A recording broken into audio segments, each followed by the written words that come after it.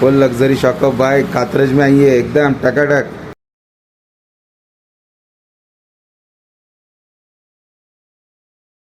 मित्रांनो आपण आहे आता कात्रजला आणि कात्रजला आपण टेपर बेरिंग कॉन्सेप्ट सोबत डबल स्प्रिंग मध्ये शॉकअप पण लावतोय। हे भाऊ आहेत हडपसरून आले, त्यांच्या गाडीमध्ये आता डबल स्प्रिंग मध्ये शॉकअप सुद्धा लावलेले आहेत।